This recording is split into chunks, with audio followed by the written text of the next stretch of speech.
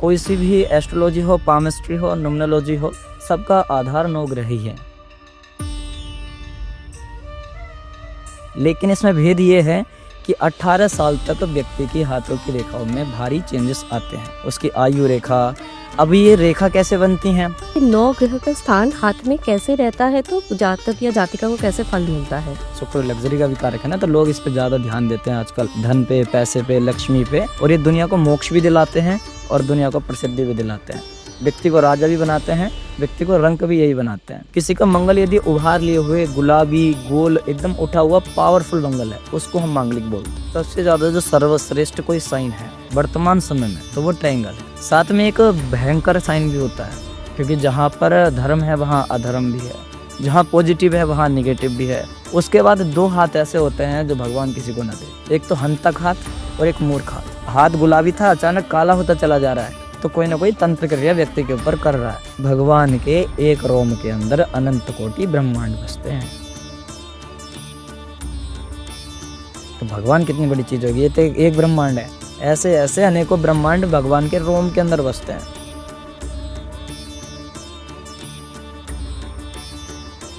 तो मतलब हाथ में ऐसा कौन सा रेखा होता है जो आयु को डिनोट करता है, जिससे पता चलेगा कि किसी इंसान का लंबा उम्र है या कम उम्र है या फिर उसका अकाल मृत्यु है? अब इसके लिए एक ही उपाय है, अकाल मृत्यु वो मरे जो काम करे चंडाल का, और काल भी उसका क्या करे जो भक्त हो महाकाल का। सनातन शाश्वत था, शाश्वत है, शाश्वत रहेगा।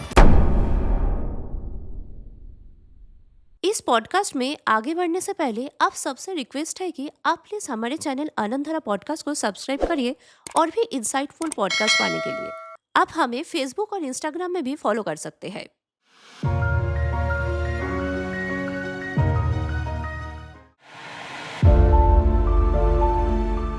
दुनिया में 2 तरह के लोग होते हैं।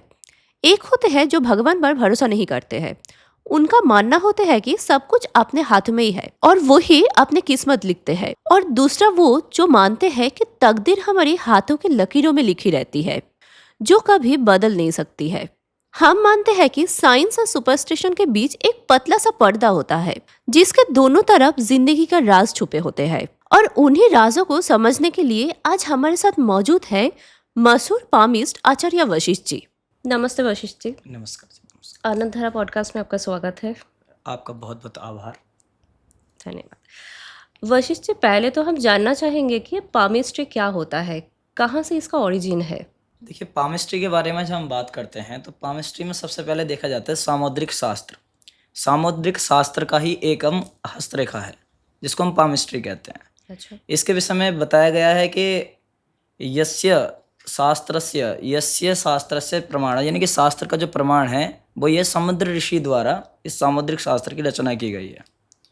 यस्य शास्त्रम समुद्रस्य लक्षणे निश्चितमेव च, यानी कि जो पहले से निश्चित है और समुद्र के समान बड़ा है उसको सामुद्रिक कहते हैं। ये इतना गहरा है, इसमें अगर कोई रिसर्च करे, मानव स्वभाव ज्ञानम तत् सामुद्रिक उच्यते, यानी कि मनुष्य के स्वभाव को यदि जानना है तो सामुद्रिक शास्त्र को पढ़ना पड़ेगा।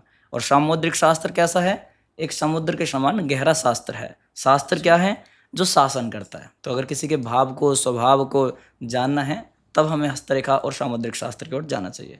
सामुद्रिक शास्त्र में हस्तरेखा छोड़ के और भी कई सारा चिन्ह के बारे में उल्लेख मिलता है। इंसान के शरीर में और भी बहुत तरह का चिन्ह होता है। हाँ जी, उसके बारे में आप अगर थोड़ा सा बताइएगा तो।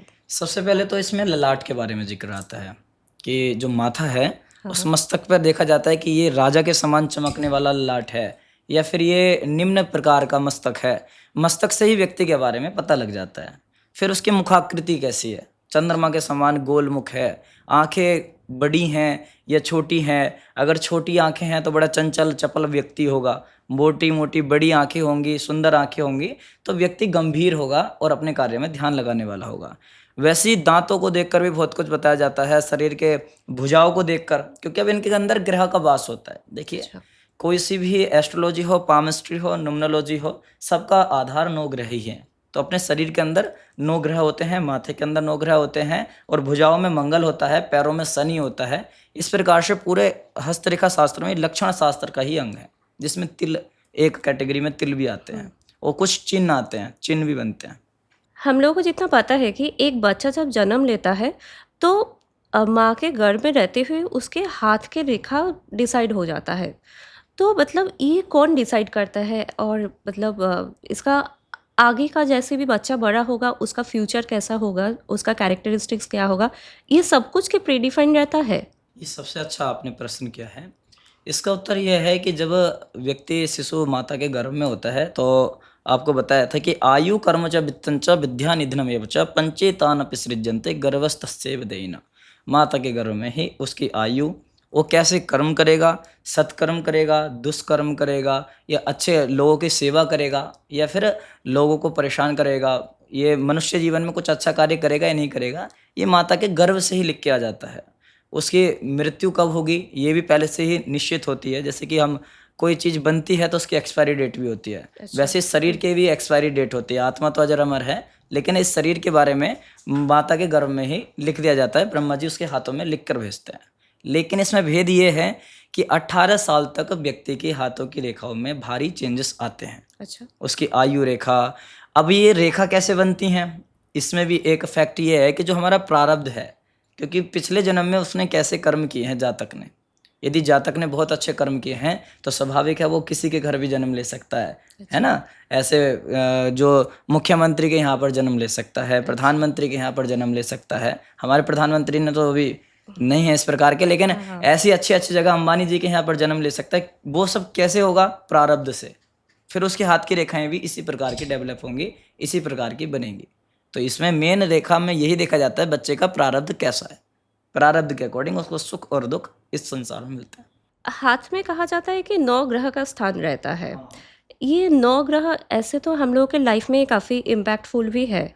तो इसके बारे में आप अगर थोड़ा एक्सप्लेन करते कि ये 9 ग्रह का स्थान हाथ में कैसे रहता है, तो जातक या जातिका को कैसे फल मिलता है? बिल्कुल, देखिए आप एक अच्छा प्रश्न किया है। जैसे कि 9 ग्रहों के बारे में जब हम बात करते हैं तो 9 ग्रहों में सबसे पहले सूर्य आता है, फिर चंद्रमा, मंगल, बुध, बृहस्पति, शुक्र, शनि, राहु, केतु। स्क्रीन पे आपको जो दिखाया जा रहा है उसमें सबसे पहले आप देखेंगे सूर्य का स्थान होता है। सूर्य का स्थान अनामिका उंगली के नीचे पे होता है। उसके बाद जब हम बात करते हैं चंद्रमा, तो चंद्रमा का स्थान शुक्र के बिल्कुल सामने यहाँ पर होता है। उसके बाद जब हम बात करते हैं मंगल, तो मंगल अपने अंगुष्ठ के एकदम निचले भाग में मंगल होता है। इनके अलग अलग शुभ अशुभ फल होते हैं, अलग अलग इनकी स्थिति होती है। ये सम होते हैं और ये कभी उभार लिए हुए होते हैं, कभी दबे हुए होते हैं। वैसे देवगुरु बृहस्पति होते हैं, तो बृहस्पति क्या करते हैं, बृहस्पति ज्ञान को बढ़ाते हैं। व्यक्ति के जीवन में कोई गुरु मिलेगा या नहीं मिलेगा, इसके बारे में भी अभी हम चर्चा करेंगे। तो ये जो बृहस्पति है, ये इंडेक्स फिंगर के एकदम नीचे बृहस्पति होते हैं। अब किसी को जानना है शुक्र के बारे में, शुक्र लग्जरी का भी कारक है ना, तो लोग इस पे ज़्यादा ध्यान देते हैं आजकल, धन पे, पैसे पे, लक्ष्मी पे। तो अगर किसी को लक्ष्मी, लग्जरी और अच्छी सुंदर स्त्री के बारे में जानना है, कोई महिला फीमेल पार्टनर कैसी होंगी जानना है, तो सीधा आपको शुक्र यहाँ पर अपने होते हैं, शुक्र जी के पास पहुँच जाना चाहिए। शुक्र के बाद हमारे शनिदेव, जो न्याय को हमेशा रिप्रेजेंट करते हैं, उनके बारे में यदि जानना है तो ये मध्यमा उंगली है। इस मध्यमा उंगली के नीचे का भाग हृदय रेखा तक उन्हीं का भाग है। इसके पास जाने से हम पूरा शनि के बारे में देख सकते हैं कि शनि की क्या स्थिति है। वैसे ही 2 ग्रह राहु और केतु, जिससे वर्तमान समय में दुनिया डरती भी है, और ये दुनिया को मोक्ष भी दिलाते हैं और दुनिया को प्रसिद्धि भी दिलाते हैं। व्यक्ति को राजा भी बनाते हैं, व्यक्ति को रंक भी यही बनाते हैं। अचानक देते भी हैं और अचानक लेते भी हैं। और उनका स्थान कहाँ होता है, एकदम हथेली के मध्य भाग में, और हथेली के एकदम निचले भाग में केतु। ये 9 ग्रहों का स्थान है। इनके अलग अलग कार्यकत्व हैं, इनके अलग अलग फल भी हैं। अभी आप मंगल के बारे में उल्लेख किए, तो हाथ की रेखा से क्या पता चलता है कोई व्यक्ति मंगलिक है, और इसका कितना असर है, और इसका प्रतिकार भी क्या हो सकता है पामिस्ट्री के हिसाब से? देखिए, इसमें जब हम मंगल की बात करते हैं तो मंगल यदि किसी का अधिक उभार लिए हुए है, यानी उन्नत, इसको शास्त्र दृष्टि से उन्नत कहते हैं। किसी का मंगल यदि उभार लिए हुए, गुलाबी, गोल, एकदम उठा हुआ पावरफुल मंगल है, उसको हम मांगलिक बोलते हैं। अच्छा। होगा क्या, वो बहुत अधिक बलवान होगा और गुस्सेल होगा, क्योंकि अति सर्वत्र वर्जित, किसी भी चीज़ की अति अच्छी नहीं होती है।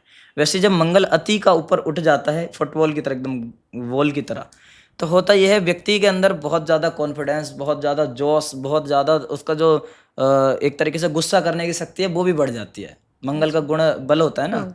अब यदि सामने वाला व्यक्ति मंगल डाउन वाला आ गया उसके जीवन में, यदि कोई व्यक्ति मांगलिक से बिना मांगलिक से शादी कर लेता है तो फिर वो उसका तेज को सहन नहीं कर पाता। चलेगा नहीं। हाँ। और एक तरीके से जैसे हम आग के पास जाते हैं जल जाते हैं ना, वैसे ही फिर मंगलिक और बिना मांगलिक के साथ में होता है। वो बेचारा सौम्य होता है और वो अधिक कठोर होता है और वो उसके प्रताप को झेल नहीं पाता है, जिससे दिक्कतें आती हैं। और इस मतलब मांगलिक दोष का पामिस्ट्री के हिसाब से प्रतिकार कैसे किया जाता है? अच्छा, जब इसका हम उपाय की बात करते हैं तो अनेक अनेक उपाय हैं। सबसे पहले तो लाल वस्तु का दान करना चाहिए, किसी भी लाल चीज़ का दान करके। मंगलनाथ के मंदिर जाने से भी ओमकारेश्वर में जाइए और ज्योतिर्लिंग पे जाके वहाँ पर मंगलनाथ में जाकर 24 घंटे अगर कोई व्यक्ति रह लेता है तो उसका मांगलिक दोष एक तरीके से शांति हो जाता है, उसको ज़्यादा दिक्कतें नहीं होती हैं। फिर दूसरा, ओम क्राम क्रीम क्रोम सा भौमाय नमः, इस मंत्र का जो भी जाप करेगा जातक इस पूरी दुनिया में, उसको मंगल परेशान नहीं करेगा। ये इसका बीज मंत्र है। वैसे तो हाथ में हस्तरेखाएं होती है, वो छोड़ के भी शरीर में और भी विशेष विशेष तरह की चिन्ह होती है। हाथ में भी बहुत सारा की चिन्ह होती है, जैसे कि ट्रायंगल्स वगैरह रहता है, हाँ जी। तिल रहता है हाथ में। तो इसका क्या इम्पोर्टेंस रहता है, उसके बारे में आप थोड़ा बताइए। देखिए, सबसे ज़्यादा जो सर्वश्रेष्ठ कोई साइन है वर्तमान समय में तो वो ट्रायंगल है। क्यों? क्योंकि हर किसी को भी भूमि की रहने की आवश्यकता है। हर कोई चाहता है कि मेरी तरक्की हो, और तरक्की के साइन जब बनते हैं तो ट्रायंगल बनते हैं।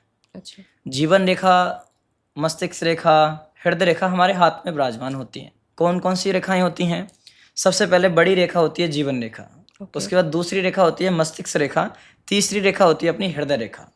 इन तीनों रेखाओं पर कहीं भी कभी भी ट्रायंगल बन सकता है, और ट्रायंगल जब भी बनेगा वो आपको मनी ट्रायंगल के नाम से जाना जाता है, मनी देगा।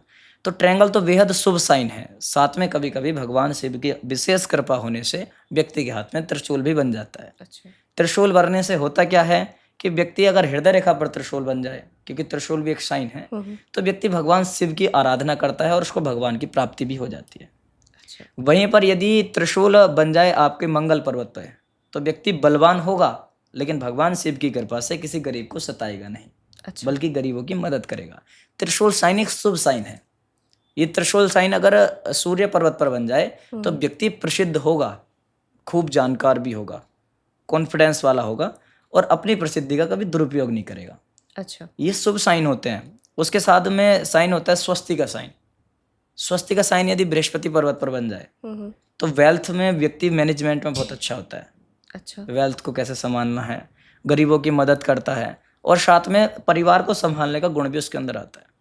साथ में एक भयंकर साइन भी होता है, क्योंकि जहाँ पर धर्म है वहाँ अधर्म भी है, जहाँ पॉजिटिव है वहाँ निगेटिव भी है, और जहाँ पर देवता है वहाँ पर भूत भी है, और जहाँ पर एक धार्मिक अनुष्ठान होते हैं तो वहाँ तंत्र भी होते हैं। उसी तरीके से यहाँ पर क्रॉस का साइन और नक्षत्र का साइन होता है। यदि क्रॉस का साइन किसी की जीवन रेखा पर बन जाए तो व्यक्ति का जीवन एक तरीके से मान सकते हैं ब्रेक हो जाता है। जैसे गंगा माँ निरंतर बहती चली आ रही हैं और बीच में किसी नाले का प्रवेश हो जाए तो वहाँ पर क्या होगा? जल दूषित होगा। हाँ। तो कहीं ना कहीं इफेक्ट होगा। जैसे आप अभी यमुना जी को देखेंगे, उसी तरीके से ये रेखाएं भी दूषित होती हैं। इन रेखा को कोई क्रॉस काट दे, कोई नक्षत्र का साइन आने से व्यक्ति अकाल मृत्यु तक को प्राप्त हो जाता है। अच्छा। इस पर अगर कोई सफ़ेद धब्बा आ जाए तो व्यक्ति को कैंसर तक हो जाता है। इस पर यदि कोई काला तिल आ जाए तो व्यक्ति अंधा तक हो सकता है। तो इसका तो बड़ा ही गूढ़ रहस्य है। इसमें बहुत सारे शुभ अशुभ चिन्ह होते हैं। राजयोग वाले मछली के चिन्ह होते हैं। हाँ। जो फिश साइन होता है, और फिश साइन पैसा कमाने का साइन होता है कि वो कितना पैसा कमाएगा, है ना। अब फिश साइन 9 ग्रहों पर बनेगा, और फिश साइन ये उंगलियां होती हैं 5 उंगलियों पर बनेगा, और बहुत सारी रेखाएं होती हैं रेखाओं पर बनेगा, और नाड़िका रेखाओं के अंदर शंख, यव और साथ में चक्र और अलग अलग प्रकार के साइन होते हैं। तो ये तो बहुत ही डीप साइंस है। कोई विशेष चिन्ह के बारे में बताइए जो हाथ में रहता है तो उसको कुछ अलग मीनिंग होता है, कुछ अलग चीज़ डिनोट करता है। ये सबसे ज़्यादा जो मेन होता है वो सम्राट योग होता है। कौन नहीं चाहता कि मैं सम्राट की तरह जीवन जीऊँ, मैं एक राजा की तरह जीवन जीऊँ। जब किसी व्यक्ति को राजा की तरह जीवन जीना हो तो सबसे पहले तो 2 मछलियाँ उसके हाथ में होनी चाहिए। एक मछली होनी चाहिए उसकी बृहस्पति पर्वत पर, जो बृहस्पति पर्वत है उसके ऊपर एक मछली का साइन हो, और एक साइन उसका सूर्य पर्वत पर। तो सूर्य राजनीति का कारक है, सूर्य सम्मान का कारक है, और ज्ञान और सम्मान जिसके अंदर दोनों चीज में जिसको मिल जाए, आपको ज्ञान भी मिल जाए और आपको अपने ज्ञान में प्रसिद्धि भी मिल जाए, तो फिर आप राजा हुए कि नहीं हुए, तो वो अपने फील्ड का राजा व्यक्ति हो जाता है। तो ये सबसे जो पावरफुल साइन है वो अभी मछली का साइन है। इसके साथ साथ और भी पावरफुल साइन है, चतुर्भुज एक बनता है। अगर बृहस्पति पर्वत पर कोई चतुर्भुज बन जाए तो व्यक्ति का घर बहुत बड़ा होता है, छोटे घर में नहीं रहता है, बहुत बड़े घर में रहने के लिए मौका मिलता है और अपने ज्ञान से, अपने सूझबूझ से अपना घर बनाता है। अब भारतीय परंपरा में हाथ कितना प्रकार की होती है? भारतीय परंपरा में 5 प्रकार के हाथ होते हैं। अब 5 प्रकार में भी 5 दृष्टि से हाथों को देखा जाता है, अलग अलग पैमानों पे हाथों को नापा जाता है। जैसे कि अलग अलग सूत्र होते हैं ना गणित के, ज्योतिष के भी ऐसे अलग अलग सूत्र हैं, हस्तरेखा और सामुद्रिक शास्त्र के भी अलग अलग सूत्र हैं।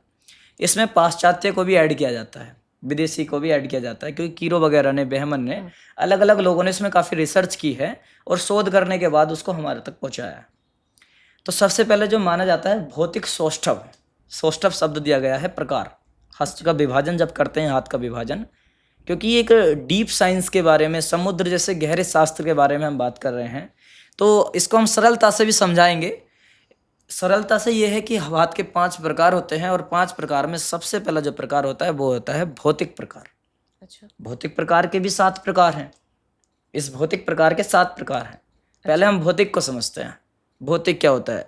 आज दर्शकों को बहुत ज़्यादा ज्ञान मिलने वाला है, क्योंकि अर्गनल बात तो सभी करते हैं, बहुत लोग करते हैं। दुनिया भर की रेखाओं की एक रेखाओं तो करोड़पति नहीं, ऐसा नहीं है। अगर कोई डीप तरीके से जानता है पूरा कि हाथ का रंग, हाथ का प्रकार, हाथ का आकार, रेखाएं प्लस पर्वत प्लस पर्व, तब जाके कोई बात कही जा सकती है। ऐसे ही कोई एक रेखा अच्छे होने से नहीं होता है, वैसी कुंडली में भी ऐसे ही चलता है। तो जब हम भौतिक प्रकार की बात करते हैं तो भौतिक प्रकार में सबसे पहला जो प्रकार है वो है गोलाकार हाथ।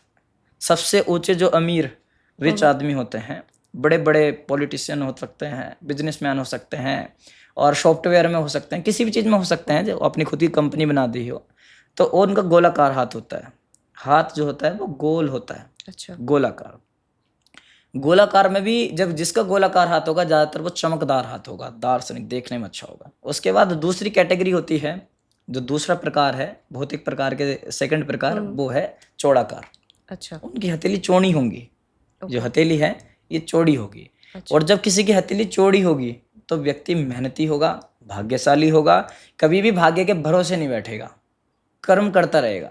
देखिए हम भी भाग्य देखते हैं, सब भाग्य देखते हैं, लेकिन कर्म हमें भी करना पड़ता है। हम पॉडकास्ट कर रहे हैं ना, सही। आप भी पॉडकास्ट कर रहे हैं, वैसे ही जो भी एस्ट्रोलॉजर हैं वो सही ज्ञान दे रहे हैं, वो भी अपना अच्छा कर्म कर रहे हैं। तो ऐसे लोग कर्म को बहुत ज़्यादा प्रधानता देते हैं। अमूमन देखा जाता है लोगों की हथेली चौड़ी ही होती है, तो वे लोग मेहनती और साहसी व्यक्ति होते हैं। तीसरे हाथ होते हैं नुकीले हाथ। अच्छा। नुकीले हाथ कैसे होते हैं? वो होते हैं एक तरफ से चौड़े, एक तरफ से पतले। कभी आगे से चौड़े हो जाते हैं, कभी पीछे से चौड़े हो जाते हैं। एक्चुअल में उनका पता नहीं लगता कि वो सही हाथ नहीं होते, ना तो आगे से प्लेन होते हैं ना पीछे से, ना गोले ही होते हैं ना चौड़ाकार होते हैं, तो उनको नुकीले बोलते हैं। ऐसे लोगों का काम होता है हमेशा कोई आगे बढ़ रहा है तो उसकी चुगली करना, उसकी टांग खींचना, उसको परेशान करना। दूसरे क्या कर रहे हैं हमेशा इसी चीज़ पे ध्यान रखना, अपने आप पे ध्यान ना देना। ये नुकीले हाथ वालों की पहचान है, जो तीसरे नंबर भौतिक प्रकार में तीसरा प्रकार इनको दिया है। चौथे प्रकार होते हैं जो माना गया कलात्मक हाथ। कलात्मक हाथ कैसे होते हैं? लंबे हाथ होते हैं। आप देखेंगे ना उनकी उंगलियां लंबी होंगी, सुंदर स्पष्ट होंगे, तो हमेशा उनके विचार जो क्रिएटिव रहेंगे। आपने देखा होगा ना, कभी कभी कोई व्यक्ति आता है एकदम से क्रिएटिव विचार दे जाता है, अच्छे थॉट्स उसके दिमाग में चलते रहते हैं, तो उसको हम कलात्मक हाथ कहते हैं। उसके बाद 2 हाथ ऐसे होते हैं जो भगवान किसी को न दे, एक तो हंतक हाथ और एक मूर्ख हाथ। अच्छा। हंतक हाथ कैसे होते हैं? हंतक हाथ ऐसे होते हैं जो हमेशा खुदरे होते हैं। उनकी जो त्वचा है वो काली दिखेगी आपको, काली हो सकता है किसी का रंग काला हो, लेकिन उनकी नेचुरली काली और एकदम ठोस हाथ होते हैं, वो हंतक हाथ होते हैं। वो किसी को भी हन सकते हैं, किसी को भी मार सकते हैं। अच्छा। यानी वो व्यक्ति एक तरीके से कम दिमाग वाले होते हैं। अगर उनको कोई उकसा दे तो एकदम किसी के कहने में आके किसी को भी प्रहार कर सकते हैं। अच्छा। मूर्ख हाथ कैसे होते हैं? उनका अंगूठा बहुत ज़्यादा मोटा होता है। हाथ के अंगूठे से भी पहचान करते हैं, इसके अंदर नाड़िका रेखा होती है। जिसका अंगूठा बहुत ज़्यादा अधिक मोटा हो और हाथ में कोई सही दिशा ना हो, हाथ देखने में मुलायम भी ना हो, हाथ की चर्म भी खराब हो, तब ऐसे लोग मूर्ख हाथ होते हैं। तो वो हमेशा मूर्ख की तरह ही रहते हैं, मतलब वो ज्ञानवान नहीं होते हैं। तो इस प्रकार से ये 7 प्रकार के हाथ हस्तरेखा शास्त्र में भौतिक प्रकार के हैं। अच्छा। ये केवल भौतिक प्रकार है। उसके बाद क्या प्रकार है? भारतीय परंपरा में भौतिक के बाद चर्म शास्त्र का ज्ञान है। इसको एक सामुद्रिक शास्त्र का ही एक अच्छा ज्ञान दिया गया है, चर्म शास्त्र। चर्म क्या होता है? आपने देखा होगा, आपने किसी को कभी हाथ दिखाया होगा तो ऐसे ऐसे करते हैं। हाँ हाँ। ऐसे ऐसे क्यों करते हैं? क्योंकि वो आपकी त्वचा को पहचान रहे होते हैं, जिसको चर्म बोलते हैं। चर्म को पहचान कर सॉफ्ट यदि चर्म है तो व्यक्ति के जो विचार हैं वो बहुत अच्छे होंगे, व्यक्ति की जो करने की कार्यशैली है, व्यक्ति का जो व्यवहार है वो भी सॉफ्ट होगा। यदि एकदम खुरदरा हाथ है और एकदम कठोर हाथ है तो ये मैं 100% यहाँ पर लिख के आपको दे सकता हूँ पॉडकास्ट में कि उस व्यक्ति का स्वभाव भी कड़क होगा और हमेशा उसकी किसी से बनती नहीं होगी, उसकी व्यक्तियों से कम बनती होगी। चर्म शास्त्र के और भी कई उदाहरण हैं। यदि चर्म किस रंग का है, वर्ण शास्त्र होता है, फिर वर्ण मतलब रंग। यदि पीले रंग का है तो व्यक्ति बीमार होगा, यदि काले रंग का है तो व्यक्ति तांत्रिक क्रियाओं के बीच में फंस चुका है। यदि हाथ गुलाबी था अचानक काला होता चला जा रहा है तो कोई ना कोई तंत्र क्रिया व्यक्ति के ऊपर कर रहा है, या फिर वो खुद तांत्रिक बनने जा रहा है, यदि खुद ना कुछ गलत क्रियाओं में या फिर भूत पिशाच इन सब के बीच में पड़ रहा है। अच्छा। यदि वास्तव में गुलाबी हाथ है और सॉफ्ट हाथ है तो व्यक्ति की तरक्की कोई रोक ही नहीं सकता। वो व्यक्ति वास्तव में एक स्वस्थ व्यक्ति है और अपनी दिशा में आगे बढ़ता चला जा रहा है। वैसे वाइट कलर का भी हाथ होता है, कुछ ईंट के कलर का होता है, कुछ सतरंगी हाथ होते हैं। अच्छा। उनका अलग अलग वर्णन है। तो ये दूसरा प्रकार था चर्म शास्त्र। उसके बाद तीसरा वर्ण शास्त्र, और जो चौथा प्रकार है वो है नख शास्त्र। इस सामुद्रिक शास्त्र के भी 5 विभाजन किए। अच्छा। हस्तरेखा में भी। अब नख शास्त्र क्या है? नख शास्त्र है नाखून। अगर ये बड़े हैं, ये छोटे हैं, ये गोल हैं, ये त्रिभुज हैं, ये गुलाबी हैं, ये काले हैं, इनमें चंद्रमा अगर बना है, चंद्रमा छोटा बना है तो बीपी की प्रॉब्लम होती है, उनका बीपी डाउन हो जाता है। अच्छा। और यदि ये चंद्रमा अच्छा बना है तो ट्रेवल भी करते हैं व्यक्ति। इसके बीच में जो सफेद कलर का आप देखेंगे एक पॉइंट बनते हैं, ये पॉइंट बताते हैं कि आपकी मनोकामना पूरी होगी कि नहीं होगी। अच्छा। इसमें 9 महीने का समय लगता है हाँ हाँ। एक नाखून को बनने में। यदि आपका नाखून अभी टूट जाए तो उसको वापस आने में 9 महीने का समय लगता है, और एक बच्चे को भी लगभग 9 महीने का समय लगता है। तो आप देखेंगे कि यहाँ पर अगर आपको कोई प्रश्न करता है, हमें बहुत लोग प्रश्न करते हैं कि हमें राजनीति में पद चाहिए। अच्छा। तो राजनीति की अंगुली होती है अनामिका। उसमें हम देखते हैं कहाँ पर सफ़ेद चिन्ह आ रहे हैं। यदि बिल्कुल नीचे सफ़ेद चिन्ह है और हाथ स्वस्थ और अच्छा है तो 9 महीने में शुभ परिणाम मिलते हैं। मध्य भाग यदि अच्छा है, अच्छे की अलग अलग पहचान होती है। नख शास्त्र है, नख शास्त्र की ओर बताएंगे। तो जो अपना चौथा है वो नख शास्त्र है। उसके बाद जो 5वां है वो है रोम शास्त्र। अब आप कहेंगे रोम कौन सी चीज़ है, रोम क्या है? तो रोम एक ऐसी चीज़ होती है, रोम बोलते हैं इन बालों को। भगवान के एक रोम के अंदर अनंत कोटि ब्रह्मांड बसते हैं। तो भगवान कितनी बड़ी चीज़ होगी? ये तो एक ब्रह्मांड है। ऐसे ऐसे अनेकों ब्रह्मांड भगवान के रोम के अंदर बसते हैं, ऐसा भागवत में वर्णन है। तो हमारे रोम में भी तो कुछ ना कुछ विशेषता होगी, क्योंकि हम भी भगवान के बनाए हुए हैं। आप अपने आप के ब्रह्म हैं, हम अपने आप के ब्रह्म हैं। हम ब्रह्मास्मि शंकराचार्य जी द्वारा बताया गया है। हमारे विचारों से ही हमारे भाग्य का निर्माण होता है, क्योंकि जैसे हमारे विचार आएंगे वैसे हम कर्म करेंगे, और जैसे हम कर्म करेंगे वैसे ही हमारा प्रारब्ध हो जाएगा। यानी अभी का जो करा हुआ कर्म है वो हमें प्रारब्ध बन के आगे भविष्य में मिलने वाला है। तो रोम की जब हम बात करते हैं तो एक रोम बहुत अच्छा होता है। किसी का यदि एक छिद्र से एक बाल निकल रहा है तो एक रोम निकल रहा है, व्यक्ति बहुत पावरफुल होता है, व्यक्ति जीनियस होता है अपने फील्ड में। 2 रोम निकल रहे हैं तो दिक्कत ये होती है कि 2 रोम में भी मीडियम लेवल का होता है, ज़्यादा ना तो खराब होता है ना अच्छा होता है। अगर 3 रोम निकल रहे हैं तो वो मूड प्रवृत्ति का होता है। अच्छा। बस एक तरीके से जैसे गधे के ऊपर कोई ढो दिन तक गधा काम करता रहता है ना, वैसे जो 3 एक रोम से जिसके 3 बाल निकलते हैं वो गधे की तरह काम करता है। उसको यही नहीं पता मेरा सिलेबस क्या है, वो पढ़ाई कर रहा है, तो क्या उसकी नौकरी लगेगी? किसी को यही नहीं पता हमें जाना कहाँ है और ट्रेन में बैठ गए तो क्या पहुँच पाएगा सही जगह? ऑब्वियसली। तो ऐसा ही होता है। अब ये नख, ये जो बाल हैं रोम, अब इसकी भी दशा बदल जाएगी। ये कौन से पर्वत पर हैं, ये पर्वत हैं, ये कौन सी उंगली पर है, उस उंगली के अंदर भी ग्रह है। तो बहुत गूढ़ रहस्य है, इसके बारे में आज तक रिसर्च हो ही नहीं है। लोग जानना ही नहीं चाहते हैं। कोई भी चीज़ के बारे में रिसर्च अगर करी जाए तो उसमें अच्छे परिणाम मिलते हैं। तो हस्तरेखा का भी आदमी को वैज्ञानिक होना चाहिए। अब हाथ में कहीं कहीं दिखता है कि तिल है, जैसे कि मेरे हाथ में भी है, तो तिल, इसके हाथ में तिल होने का क्या मीनिंग होता है? बहन जी, तिल कई प्रकार के होते हैं। जब हम तिल की बात कर रहे होते हैं तो लाल तिल काले तिल, सफ़ेद तिल और कुछ हल्के ब्राउन तिल। ओके। अब तिल के इनके 4 प्रकार मेन होते हैं। कभी कभी अलग तिल भी और भी कई कई प्रकार का तिल हो सकता है। तिल में सबसे पहले काले तिल अशुभ माने गए। किसी के भी हाथ में यदि काला तिल बनता है तो वो पूर्ण रूप से अशुभ है। लेकिन शनि का रंग काला है और राहु का रंग काला है, केतु भी उन्हीं के जैसा है। तो यदि शनि राहु केतु एक ही लाइन में बैठे हुए हैं, हाथ में भी जब आप चेक करेंगे ना तो मध्यमा उंगली के नीचे ही शनि है, मध्यमा से थोड़ा और आगे बढ़ेंगे तो राहु है, मध्यमा से और मध्यम भाग से और आगे बढ़ेंगे तो फिर अपना केतु है। तो इन पे यदि काला तिल है तो एक बार के लिए ज्यादा दोषकारी नहीं है। अच्छा। मतलब शुभ भी नहीं है कि बहुत अच्छा शुभ हो, लेकिन ये दोषकारी भी नहीं है।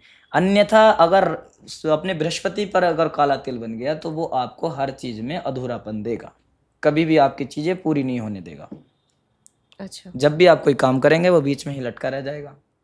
और कभी कभी एक शास्त्र में तो हस्तरेखा शास्त्र की एक पुस्तक में मैंने ये पढ़ा है कि व्यक्ति ऐसे चोर भी हो सकते हैं। अच्छा। ज़्यादातर जो चोर व्यक्ति होते हैं उनके जुपिटर के और नीचे तिल देखा जाता है, क्योंकि चोरी में भी तो बुद्धि चाहिए रहती है। बुद्धि तो बहुत अच्छी होती है उनकी, लेकिन बुद्धि पे क्या हो गया है, काला तिल, यानी ग्रहण लग गया है उनकी बुद्धि को कि वो गलत जगह पर उसको यूज कर रहे हैं। चोर के अंदर भी बुद्धि होती है ना। हाँ। उसी तरीके से यदि यही तिल बन जाए आपका शुक्र पर्वत पर काला, तो व्यक्ति शादी करता है सुख के लिए, लेकिन वो इस सुख में ना बदल के दुख में बदल जाता है। भोग विलास वगैरह में उसकी खूब रुचि होती है, लेकिन इन सब चीज़ों के प्रति जो भगवान है उसकी एक्टिविटी को डाउन कर देते हैं। एक नपुंसकता उसके अंदर आ जाती है, क्योंकि ये शुक्र इस प्रकार का ही ग्रह है। लग्जरी उसको मिल नहीं पाती, वो व्यक्ति लग्जरी के पीछे भागता है कि मुझे लग्जरी मिले, लग्जरी उसके हाथ नहीं आती है। वहीं पर दशा चेंज हो जाएगी। अगर ये लाल कलर का हो जाए तिल तो वो लग्जरी के पीछे भागेगा भी नहीं, फिर भी उसको लग्जरी मिलेगी। आइए आप आइए बैठिए, और अच्छे अच्छे मतलब बोल सकते हैं एक से एक अच्छे सुंदर कन्या उसका वर्ण करना चाहेंगे। अब यदि वो कन्या है तो एक अच्छे से अच्छे पुरुष चाहेंगे कि उससे उनकी शादी हो जाए। अच्छा। ऐसा होता है। अब ये तिल का तो बड़ा भारी महत्व है। तिल अगर ये अपना बुद्ध पर्वत पर बन जाए, बुद्ध वाणी का, व्यवहार का, व्यापार का कारक है। अच्छा। वाणी पर अगर काला तिल बन जाए तो वाणी लड़खड़ाएगी। आप देखना किसी का यहाँ काला तिल मिले तो ये 100% तय है उसकी वाणी लड़खड़ाएगी, कॉन्फिडेंस नहीं होगा, वो बात नहीं कर पाएगा, हो सकता है हकला के बात करता हो। अच्छा। ये आप कहीं पे आजमाना। वहीं पर लाल तिल होगा तो बड़ी मक्खन वाली बात है, एकदम मधुर बात, जहाँ भी जाएगा अपनी बातों में एकदम फंसा लेगा। अच्छा। दूसरी चीज़ ये है कि अगर यहीं पर वाइट कलर का तिल बन जाए तो ये बहुत अच्छा होता है। वाइट भी तिल होता है, अगर वो आ जाए तो ये भी अच्छा माना गया है। एक ब्राउन तिल होता है, वो भी अच्छा माना गया है, हल्का ऐसे धुंधला टाइप तिल होता है, वो भी अच्छा है। बस काला तिल ज़्यादा खराब है। अब ये तिल इस तरीके से, तो अभी तो बुध की बात हुई थी, बुध के बाद शनि है और सूर्य हैं, राहु हैं, केतु हैं, मंगल हैं, इनका अलग अलग प्रभाव है। यदि कभी बात करेंगे तो विस्तार से तिल शास्त्र के बारे में ही हम बात करेंगे। तिल का और महत्व है, फेस पे तिल हो सकता है। हाँ। यदि राइट साइड में किसी के तिल है, माथे पर तिल है, तो उसे सौभाग्य साथ दिलाने वाला है। लाल कलर का तिल किसी के माथे पर राइट साइड में है तो 100% व्यक्ति प्रसिद्ध होगा। नाक पे यदि राइट साइड में तिल है तो व्यक्ति की तर्क शक्ति बहुत अच्छी होगी, कभी भी कुतर्क नहीं करता होगा, अच्छा तर्क करता होगा। जब तक जान ना लेगा एक एक चीज को तब तक नहीं मानेगा। होठ पे तिल होता है भूतों के, यहाँ अगर राइट साइड में तिल है तो व्यक्ति को प्रसिद्धि दिलाता है। लेफ्ट साइड में यदि तिल है तो उसको डिफेम दिलाता है, फेम नहीं, मतलब और कुतर्क करेगा, व्यक्ति हमेशा परेशान रहता है। फेस में अगर हम देखें, अगर राइट साइड में तिल है तो वो शुभ है, लेफ्ट साइड में जो तिल है वो अशुभ है। कहीं ना कहीं महिला के लिए इसको उल्टा कर सकते हैं। ठीक है। ये तिलों का महत्व है। महिला का हाथ यूजुअली आपका लेफ्ट हैंड देखा जाता है और पुरुष के लिए राइट हैंड होता है। ये क्यों, ये भेदभाव क्यों होता है? इसमें बहन जी होता ये है कि वाम भागे तो नारीणाम दक्षिणे पुरुषस्य च। हमारे शास्त्र पहले ही बता चुके हैं कि जो बायां हाथ है और जो बायां प्रकार है वो महिलाओं के लिए प्रधान होता है। क्योंकि भगवान शिव के बाएं भाग में माँ पार्वती का वास है ना। उसी तरीके से पुरुष के जो बाएं भाग में स्त्री का स्थान होता है शादी के बाद। अच्छा। तो उनका बायां हाथ प्रधान होता है। बायां साइड पुरुष का प्रधान ना होकर महिलाओं का प्रधान होता है। दायां साइड पुरुष का प्रधान होता है। वाम भागे तो नारीणाम दक्षिणे पुरुषस्य। दक्षिणा मतलब दायां। तो शास्त्र कहता है, क्योंकि हम भी जो पढ़ते हैं जानते हैं वो शास्त्र के अकॉर्डिंग चलते हैं। ऐसा नहीं कि हम शास्त्र को अपने अकॉर्डिंग बता दें। शास्त्र शासन करता है, नहीं तो करता है तो करता है। क्यों? क्योंकि शास्त्र ने अगर कह दिया कि धूम्रपान करना गलत है, मदिरा पीना गलत है और मांस खाना गलत है, अगर हम उसको अपनी विद्वत्ता से सिद्ध करें कि सही है, तो ऐसा नहीं है। हो सकता है कि व्यक्ति ऐसे ऐसे तर्क रख दे कि कह दे कि मांस खाना ठीक है, तो क्या वो सही हो जाएगा? नहीं होगा। कारण क्योंकि वो शास्त्र विरुद्ध है, शास्त्र शासन करता है। मतलब शास्त्र से इतर अगर कोई जाएगा, धर्म से इतर यदि कोई जाएगा तो वो मारा जाएगा। वो चाहे मधु केटव हो, चाहे रावड़ी क्यों ना हो, कोई भी आदमी यदि धर्म से इतर जाएगा, धर्म एक पटरी है रेल की, यदि इससे उतरा आदमी तो कहाँ जाएगा? जय हो जाएगी उसकी, यानी फिर स्वाहा हो जाएगा। तो धर्म की ओर शास्त्रों के अकॉर्डिंग हमें सीधा सीधा चलना चाहिए। हमें अपनी तरफ से अगर कोई कहने लग जाए कि रेल इधर से नहीं जी, इधर से मोड़ो, तो क्या क्यों मोड़ो? राइट साइड लेफ्ट साइड क्यों मोड़ो? भाई शास्त्र है, जैसे अपने अनुसार चलेगा। वैसे ही सेम यहाँ पर भी होता है कि यदि शास्त्र ने कह दिया कि बायां हाथ महिलाओं का प्रधान है, तो बायां ही प्रधान है। उसमें उसके तर्क हैं, तर्क कोई ले सकता है, मेथड पूछ सकता है। अर्धनारीश्वर आपने भगवान का रूप देखा होगा, उसमें राइट हैंड है जो पुरुष का है, लेफ्ट महिला का है, ये इसका तर्क है। ठीक है। अच्छा, हाथ में कभी कभी हम लोगों को दिखता है कुछ रेखा आपका दो मुखी रेखा हो जाता है। हाँ जी। ये कि अच्छा होता है कि इसका कुछ अलग इम्पैक्ट होता है? देखिए, कुछ रेखाएं दो मुखी अच्छी मानी गई हैं, कुछ रेखाएं दो मुखी अच्छी नहीं मानी गई। जीवन रेखा यदि दो मुखी हो जाए तो उसका प्रभाव डबल हो गया।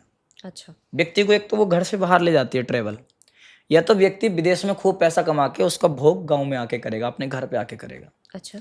या फिर व्यक्ति पैसा कमाने के लिए बाहर जरूर जाएगा। पहला तो इसका ये है। कभी कभी ऐसा होता है कि व्यक्ति की जो मृत्यु होती है वो या तो जल के किनारे पे होती है या फिर अपने घर से बाहर ही होती है। ये दो मुखी रेखा है। तो ये इसका पॉजिटिव भी मान सकते हैं, नेगेटिव पॉइंट मान सकते हैं कि भाई अपने घर में कोई बाद में बूढ़ा होकर कोई अपने घर पे शांत हो तो अच्छा रहता है। लेकिन ऐसा होता है किसी के आगे से दो मुखी हो जाए तो व्यक्ति अपने काम धाम के सिलसिले में घर से बाहर ही होता है। दूसरी चीज ये होती है कि ये दो मुखी होने का अर्थ है यदि इस रेखा में कोई दोष है, भाग्य रेखा में, मस्तिष्क रेखा में, हृदय रेखा में और साथ में जीवन रेखा में कोई दोष क्या होता है? कोई बीच से रेखा काट दे, कोई तिल है, कोई क्रॉस है, तो ये दोष है। इन दोष को दो मुखी रेखा कम कर देती है। अच्छा। क्योंकि दो मुखी रेखा एक बेहद ही शुभ साइन है, अपने आप में वी साइन बोलते हैं इसको। हस्तरेखा शास्त्र में इसको बहुत अच्छा माना जाता है और साथ में ये उस रेखा के ज्ञान को डबल कर देती है। लेकिन यदि विवाह रेखा आगे जाके दो मुखी हो गई तो वो डिवोर्स करा देती है। अच्छा। व्यक्ति को अटेंशन एक दूसरे को पति पत्नी नहीं दे पाते हैं, उनके विचार नहीं मिल पाते हैं, तो वो अलग हो जाते हैं। यदि शुरू में ही दो मुखी है जो विवाह रेखा है, अब दो मुखी विवाह रेखा कैसी होती है वो हम आपको स्क्रीन पे और दिखा देंगे, वो आपको चार्ट के माध्यम से देख पाएंगे। आगे से ये विवाह की रेखा होती है। यदि शुरू से दो मुखी हो जाए तो होता ये है, व्यक्ति शुरू में तो अरेंज मैरिज हो सकती है या फिर उनके विचार नहीं मिलते हैं, आपस में प्रेम नहीं होता है। लेकिन जैसे जैसे वे रहने लग जाते हैं तो उनका प्रेम बढ़ जाता है और उनकी शादी अच्छी चलने लग जाती है। वहीं पर मस्तिष्क रेखा यदि दो मुखी हो जाए तो व्यक्ति दो नावों में पैर रखता है। अच्छा। वो उसके दिमाग में चलता रहता है, मन कहता है कि ये इधर चलो, बुद्धि कहती है इधर चलो, तो उसको समझ में नहीं आता कि किधर चलो, कहाँ चलो। अच्छा। विद्वान होता है, जानकार पूरा होता है, लेकिन ओवर थिंकिंग इतनी ज़्यादा हो जाती है उसको समझ में नहीं आता कि मुझे करना क्या चाहिए। यदि किसी की दो मुखी मस्तिष्क रेखा है तो हार्ड लाइन यदि दो मुखी है तो व्यक्ति बहुत ज़्यादा दयालु होता है, जो कहता है उसे करके दिखाता है और कभी भी पीछे नहीं हटता है। अपने परिवार पे यदि बात आ जाए तो व्यक्ति बहुत कुछ कर सकता है, यानी वो इतना अच्छा रहता है, समाज के लिए भी बहुत कुछ कर सकता है। अच्छा। क्योंकि वो दयालु रहता है, फिर भी लोग उसी का फ़ायदा उठाते हैं, उसी के पीछे लगे रहते हैं। वो थोड़ा अच्छा व्यक्ति होता है ना, तो उसका बहुत लोग फ़ायदा उठा लेते हैं। ये इसका निगेटिव पॉइंट है। तो दो मुखी रेखाओं का बहुत महत्व है। दो मुखी रेखा के बारे में बात करते हुए हम लोग, आप थोड़ा आयु रेखा के बारे में बताएं। तो मतलब हाथ में ऐसा कौन सा रेखा होता है जो आयु को डिनोट करता है, जिससे पता चलेगा कि किसी इंसान का लंबा उम्र है या कम उम्र है या फिर उसका अकाल मृत्यु है? पहले तो भगवान से प्रार्थना करते हैं, विशेष महामृत्युंजय से प्रार्थना है कि कभी किसी को अकाल मृत्यु ना प्राप्त हो। लेकिन ये अब हम बताने तो हमारा किसी को डराना धमकाना या फिर कुछ इस प्रकार का कोई भाव नहीं है। ये है कि वो सावधान हो जाए। हाँ। किसी के यदि जीवन रेखा पर नक्षत्र बन रहा है तो वो सावधान हो जाए, उसके साथ घटना घट सकती है। उपाय भी बताएंगे, ऐसा नहीं कि खाली आदत छोड़ के चले जाएंगे। मस्तिष्क रेखा पर यदि किसी के क्रॉस बन जाए और नक्षत्र का साइन बन जाए, नक्षत्र का साइन एक होता है, काला तिल बन जाए, तो उसको ब्रेन ट्यूमर तक हो सकता है। अच्छा। बड़ी गंभीर दिमाग में गांठें पड़ जाती हैं, कई सारी चीज़ें होती हैं, वो हो सकता है। क्यों? क्योंकि वो एक बहुत अशुभ साइन है और मस्तिष्क रेखा पर बना है। तो मस्तिष्क रेखा मस्तिष्क को दर्शाती है। तो कहीं ना कहीं उसको इतने गलत थॉट्स आएंगे, इतने गलत विचार आएंगे कि वो स्वयं ही उस चीज़ को जान सकता है। और हम तो डेली देखते हैं, तो इस प्रकार की दिक्कतें होती हैं। तो इसका भी उपाय है। हृदय रेखा पर यदि किसी के नक्षत्र का साइन बन जाए या फिर काला तिल बन जाए तो उसको भी सावधान होना चाहिए, क्योंकि हार्ट अटैक हो सकता है, कुछ इस प्रकार की चीज़ें हो सकती हैं जिससे व्यक्ति अकाल मृत्यु को प्राप्त हो सकता है। अब इसके लिए एक ही उपाय है, अकाल मृत्यु वो मरे जो काम करे चंडाल का, और काल भी उसका क्या करे जो भक्त हो महाकाल का। तो महाकाल के शरण में जाके ओम त्र्यंबकम यजामहे सुगंधिम पुष्टिवर्धनम उर्वारुकमिव बंधनम मृत्यु और मोक्षी अमामृतात्, यानी कि वो जो मृत्यु का जो चक्कर है अकाल मृत्यु का वो उसका कट जाए, इसलिए उसको महामृत्युंजय का जाप करना चाहिए, करवाना चाहिए। इंसान के हाथ का ऐसा कौन सा रेखा है जिससे पता चलता है कि उसका आयु कैसा है? आयु काल के बारे में एक अच्छा खासा धारणा मिलता है। देखिए, जब हम आयु की बात करते हैं तो सबसे पहले तो दीर्घायु व्यक्ति कुछ होते हैं, कुछ अल्पायु होते हैं, कुछ मध्य आयु होते हैं। हस्तरेखा में से 3 प्रकार से बांट दिया गया। अच्छा। अब दीर्घायु क्या है? दीर्घायु वो होते हैं जिनकी हार्ड लाइन एकदम बचपन से लेके और उनके बृहस्पति पर्वत तक स्पष्ट सीधी क्लियर आयु लाइन हो, क्योंकि प्राचीन शास्त्रों में हृदय रेखा को ही आयु रेखा कहा गया है। अच्छा। प्राचीन शास्त्रों में हम तो अपने भारतीय परंपरा से चलेंगे, कोई पाश्चात्य वो अपने से चले। तो जब इसको आयु रेखा की गणना बोली गई है तो आयु इसी के अकॉर्डिंग होती है। यदि हृदय रेखा अगर किसी के जुपिटर तक आती है तो उसकी शतायु होती है, दीर्घ आयु होता है वो व्यक्ति।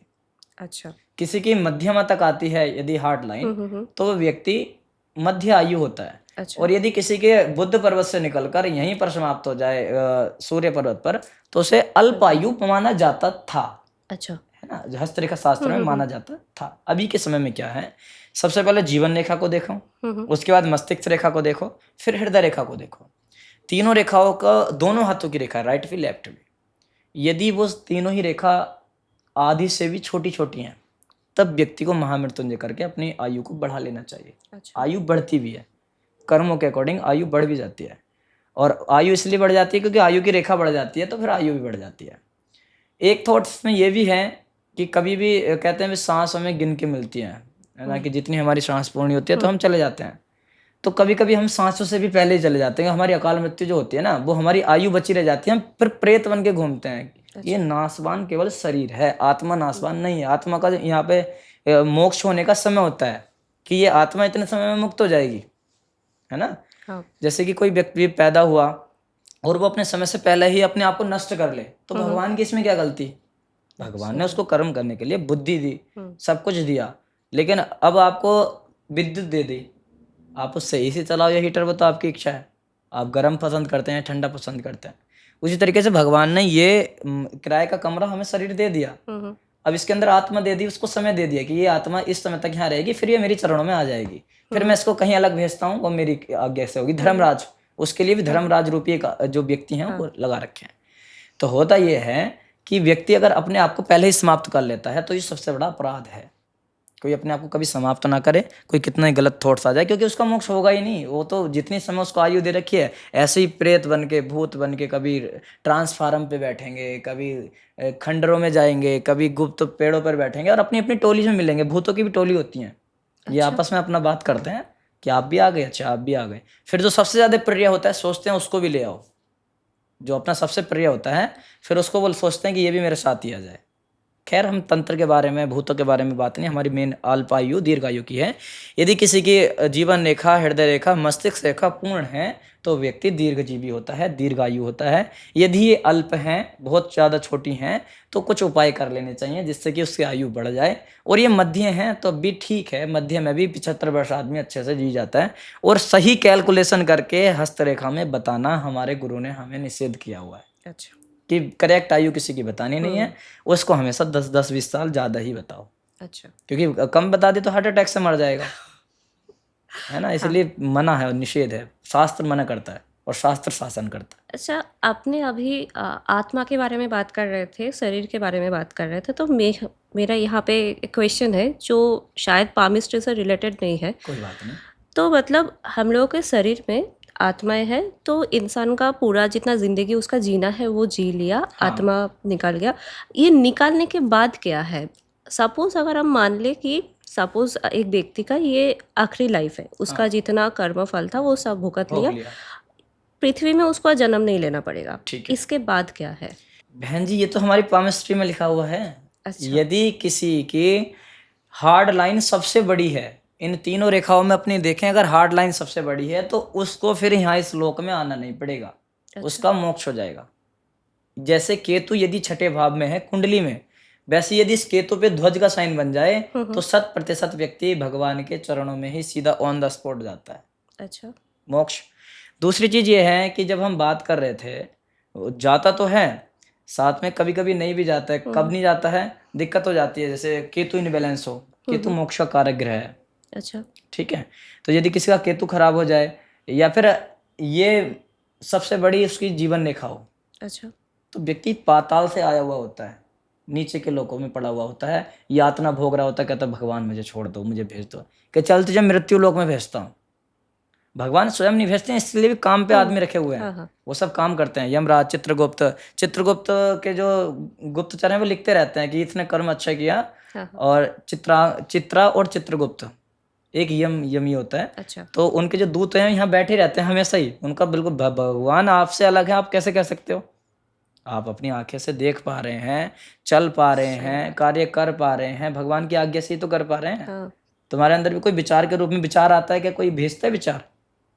विचार आ रहे हैं, फिर भी रोक लो विचार, फिर भी आएंगे। विचार रोक लो आप कि कोई भी थॉट्स ना आए, मन को रोक लो आप अपने, नहीं रोक पाओगे। क्यों? क्योंकि भगवान की कृपा से ही ये शरीर चल रहा है, एक कदम भी नहीं चल पाए। चलाने वाला भी भगवान, चलने वाला भी भगवान, तो बचा ही फिर क्या? पॉडकास्ट करवाने वाला भगवान, पॉडकास्ट करने वाला भी भगवान। हमारे अंदर भी तो भगवान का तत्व है।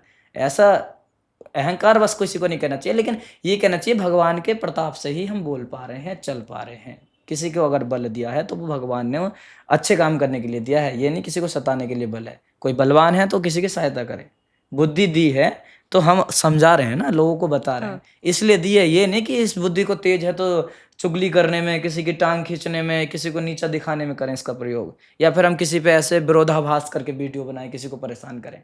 जिसका काम है वो अपने कर रहे हैं, हम केवल अपना धर्म का प्रचार कर रहे हैं, हम सनातन का प्रचार कर रहे हैं। हमारा लास्ट मकसद सनातन और अपने सनातनियों को सतबुद्धि देना और अच्छे मार्ग पे चलवाना है, भगवान की आज्ञा से ही। तभी आप लोग ये कार्य कर रहे हैं। ठीक है, तो जिसकी आयु रेखा बड़ी है, जीवन रेखा बड़ी है, मस्तिष्क रेखा बड़ी है, खुश हो जाए। साथ में दोनों हाथों को देखे। ये होता है कि कहाँ से आया है, ये होता है कहाँ जाएगा। अच्छा। लेफ्ट हैंड होता है व्यक्ति कहाँ से आया है, राइट हैंड होता है कहाँ जाएगा, क्या करके आया है, क्या कर रहा है और क्या करेगा। ये हमारा पूर्व जन्म का लेखा जोखा हाथ है। लेफ्ट हैंड कहाँ पड़ा हुआ था, कहाँ यातना भोग रहा था, क्यों आया है यहाँ पर, ये है कि अब क्या कर रहा है और किधर जाएगा। इन तीनों रेखाओं में से हृदय रेखा, मस्तिष्क रेखा, जीवन रेखा, जीवन रेखा नीचे लोकों से आया है। अगर जीवन रेखा बड़ी है लेफ्ट हैंड की, तो वो नीचे के लोकों में पड़ा हुआ था, भगवान से प्रार्थना करके यहाँ पर मृत्यु लोक में आ गया है। दूसरी बात, अगर मध्यमा रेखा बड़ी है, यानी कि अपनी मस्तिष्क रेखा बड़ी है, तो वो पहले यहीं था, इसी लोक में था। ये इतना गूढ़ की बात कोई नहीं बताएगा, ऐसा दुनिया भर के रखना सब बात बताते हैं, काम की बात कोई नहीं बताता। ये कहाँ लिखा है, किसी को पढ़ना है तो सामुद्रिक शास्त्र है, उसमें जाके समुद्र ऋषि ने इसका वर्णन किया है, सामुद्रिक शास्त्र में पढ़ सकता है। और 14 या 15वां श्लोक है, उसमें पूरा मैंने पढ़ा था, इसमें यही लिखा है। अगर वो व्यक्ति, हस्त संजीवनी एक पुस्तक है, उसमें भी लिखा है, अगर व्यक्ति किसी चीज में आसक्त रह गया, लास्ट में पर राम का नाम नहीं बोल पाया, भगवान में उसकी प्रीति नहीं रही, लास्ट में अगर 10-20 करोड़ रुपए कहीं पड़े हैं, मरते मरते लास्ट में क्या गया, पैसा पैसा, तो पैसे के लिए दोबारा आ जाएगा। अच्छा। लास्ट में पे अगर किसी को अपने कुत्ते से बहुत प्रेम है तो वो अपने कुत्ते का नाम लेके मर गया, तो फिर दोबारा वापस आ जाएगा। तो यानी कि लास्ट समय में हमें जो याद रहता है उसके लिए हम वापस आ सकते हैं। इसीलिए संत लोग, प्रेमानंद जी महाराज, सबके कहते हैं राधा राधा राधा राधा जपते रहो। क्यों? उनको क्या पड़ी है कि वे इस तरीके से बोलते हैं? उनको क्या है कि सारे संत महात्मा यही क्यों कहते हैं कि भगवान का नाम जपते रहो, ताकि लास्ट समय में आप भगवान का नाम भूल ना जाएं। वैसे तो 10 ऋत को हटा के, यानी 10 दोषों को हटा के, यदि राधा का नाम, भगवान राम का नाम एक बार भी सही से आदमी ले ले तो उसका मोक्ष हो जाए। लेकिन हम लोग दोषकारी हैं, हमारे अंदर गलतियां हैं, हर किसी के अंदर दोष होते हैं, गलतियां होती हैं, और हम छोटे मोटे पाप, पैर से चींटी मर गई, उसका कौन भोगेगा? हाँ। यानी ऐसे कर्म हमारे द्वारा हो जाते हैं जिसके लिए हम संध्या वंदन करते हैं। अच्छा। ब्राह्मणों को संध्या बताई है, सभी वर्णों के आदमियों को सुबह शाम पूजा करनी चाहिए। क्यों? इसलिए नहीं कि पूजा करने से कुछ बहुत बड़ा फल मिलेगा। अरे आपको इतना बड़ा शरीर मिल गया, और क्या चाहिए? कोई बहुत बड़े फल की आवश्यकता क्या है? शरीर मिल गया, अच्छे विचार मिल गए, हाथ पैर हैं, तो फिर काहे का खराब श्रम है? करो अच्छे से काम, कर्म करो, अच्छे कर्म करो। कि जी हम बहुत अच्छे कर्म करते हैं फिर भी कुछ नहीं मिल रहा, बहुत बहुत बढ़िया कर्म किए हैं, तो आपका प्रारब्ध खराब है। पहले आपने गलत कर्म किए हैं। यहाँ पर मस्तिष्क रेखा बड़ा होने का मतलब है इस लोक में ही थे, फिर यहीं आसक्ति रह गई, फिर यहीं आ गए। तो काम करते करते इसमें भगवान को भी याद रखो, भगवान भी कोई शक्ति है, भगवान भी कोई चीज़ है। अब यदि ऊपर की रेखा ये है, जो अपनी हृदय रेखा है, हाँ। हृदय रेखा यदि किसी की बहुत बड़ी है, लेफ्ट हैंड में सबसे बड़ी है, अच्छा। तो वो स्वर्ग लोक में ही था पहले से ही, वो ऊपर के अच्छे लोकों में था। भगवान ने उसको, या तो उसकी इच्छा हो, क्योंकि देवता भी इस पृथ्वी पर आने के लिए तरसते हैं ना, अच्छा। तो किसी को भेजा हो, वो कोई बहुत ही अच्छा सज्जन पुरुष होता है जिसकी हार्ट लाइन सबसे बड़ी होती है, वो कभी किसी को परेशान नहीं करता, अपना भजन भाव करता है, दायित्व निभाता है, और दोबारा फिर वो यहाँ से, अगर वो माया जाल में फंसेगा नहीं फंसेगा, वो राइट हैंड है। राइट हैंड में यदि सबसे बड़ी आपकी हार्ड लाइन है इस हाथ में, तो आपका मोक्ष पक्का है। सबसे बड़ी किसी की मस्तिष्क लाइन है, दोबारा आएगा। सबसे बड़ी किसी की अगर जीवन रेखा है, तो वो नीचे के लोकों में भी जा सकता है। अच्छा। ये है, इसका बड़ा साइंस है, डीप है। तो इससे ये तो पामिस्ट्री बता देती है कि मोक्ष होगा कि नहीं होगा, भगवान के चरणों में जाएगा कि नहीं जाएगा। अच्छा। हाँ जी। हाथ के रेखा के बारे में जब बात हो रहा है तो थोड़ा जानना चाहेंगे कि कहीं ऐसा सिचुएशन आता है, दिखाया जाता है कि किसी का शादी होने में दिक्कत हो रहा है, हाँ। शादी टूट जा रहा है, स्टेबिलिटी नहीं आ रहा है, रिलेशनशिप में ब्रेकअप्स आ रहा है, तो इस चीज़ को आप थोड़ा बताइए कि कैसे समझ आता है हाथ देख के, और इसका रेमेडीज, नॉट रेमेडीज, सॉल्यूशन क्या हो सकता है? सबसे पहले तो जब भी हम रेखा की बात करते हैं, तो रेखा के अकॉर्डिंग तो यहाँ पर बुध ग्रह होता है, यहाँ पर शुक्र होता है, यहाँ पर अपना सूर्य होते है, अपना गुरु होता है। अब इसमें हमने इसका चित्र भी बनाया है, चित्र वाइज अगर हम आपको दिखाएं तो अपने दर्शकों के लिए, आप सब लोगों के लिए, ये कुछ आपके लिए, आप तो कह रहे होंगे पता नहीं कैसे कैसे साइन है ना, लेकिन ये इन ग्रहों के साइन है। अच्छा। जैसे ये शुक्र का साइन है, अगर ये शुक्र पर इस प्रकार का साइन बनता है तो व्यक्ति को बड़ा ही परम दुर्लभ है, उसको इतनी अच्छी पत्नी मिलेगी जैसे उनका 7 जन्मों का रिश्ता हो, बिल्कुल ऐसे जैसे बिल्कुल अच्छे से रहेंगे। ये क्योंकि इसका नैसर्गिक साइन है। ये पर्वत यदि ज़्यादा उठा हुआ है तो व्यक्ति भोग विलास में ज़्यादा रहेगा। अच्छा। तो जब ज़्यादा ही भोग विलास में, तो अति सर्वत्र वर्जित हो जाती है। ये यदि मध्यम है, वैसे इसका नैसर्गिक स्वरूप है कि ये उठा हुआ ही है। अगर ये आप देखेंगे, ये वाला भाग हमेशा उठा ही मिलेगा हाथ में, शुक्र पर्वत। अच्छा। दूसरी चीज़ है गुरु। यदि गुरु अच्छा है तो जो पत्नी है वो दाम्पत्य जीवन अच्छा चला पाएगी। जो लड़की है उसका गुरु देखना चाहिए। यदि गुरु अच्छा है, उठा हुआ है, तो कहीं ना कहीं वो विचारों से परेशान नहीं होगी। जो कुछ गलत बात कह भी दे परिवार में, तो उसको सहन करने वाली होगी।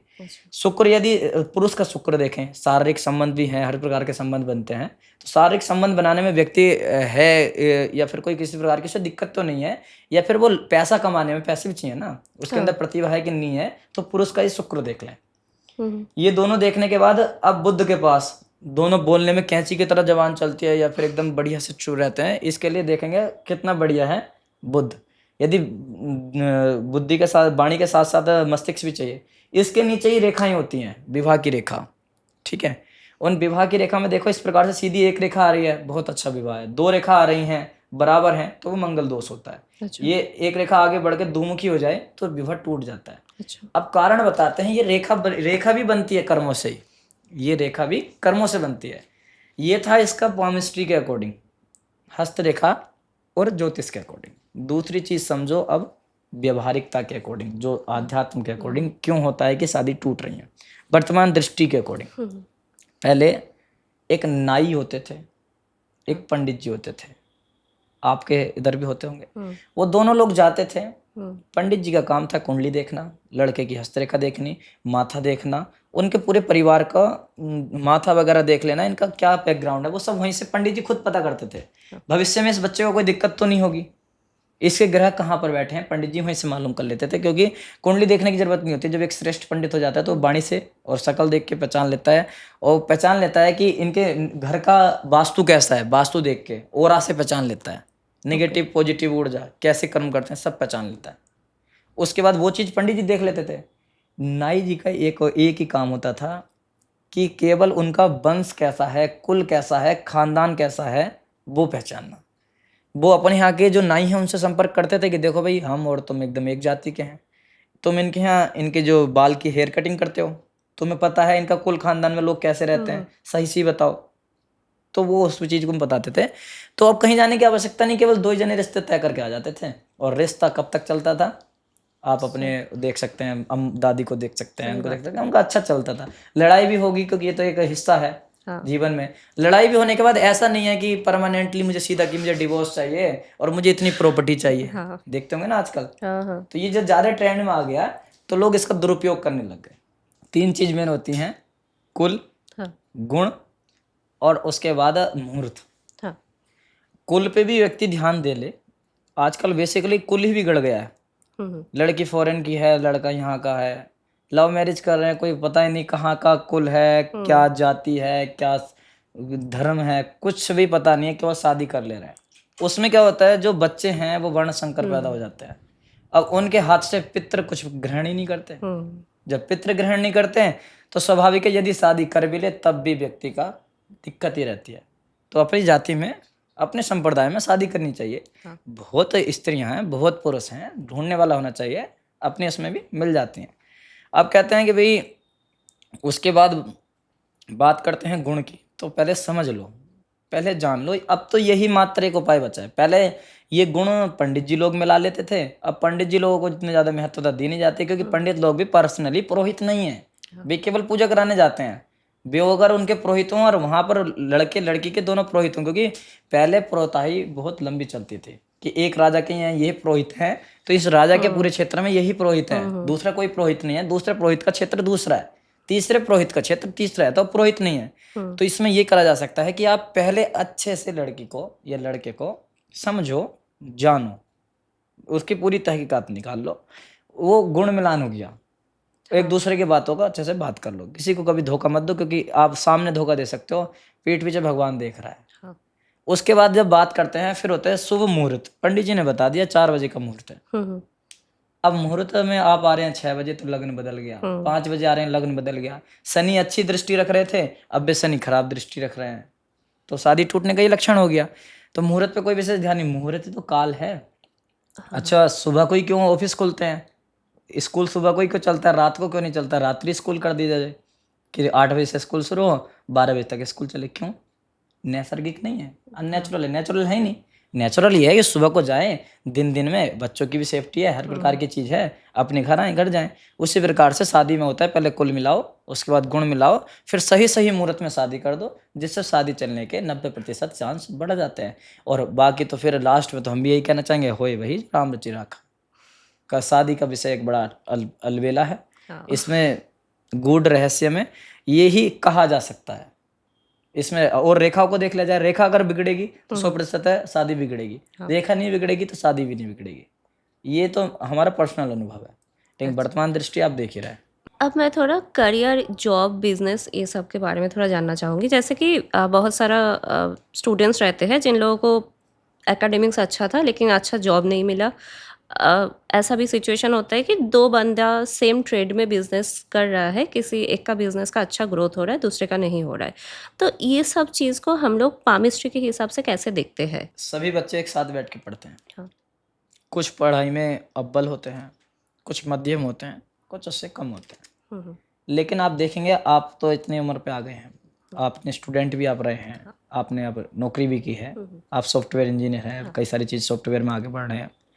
तो इसमें आपने देखा होगा कि कुछ कुछ ऐसे व्यक्ति भी थे जो मध्यम थे, लेकिन जो फर्स्ट क्लास बच्चे थे आज वो पीछे रह गए, मध्यम आगे चले गए, है ना। उस समय पर उनके नंबर अच्छे आते थे, लेकिन आज जो लो वाले व्यक्ति थे वो उनसे ज़्यादा धन कमा रहे हैं, उनसे अच्छा बिजनेस कर रहे हैं, और वो आज वहीं पर रुक गए। उस समय पर वो ऊपर थे लेकिन अब वो नीचे आ गए।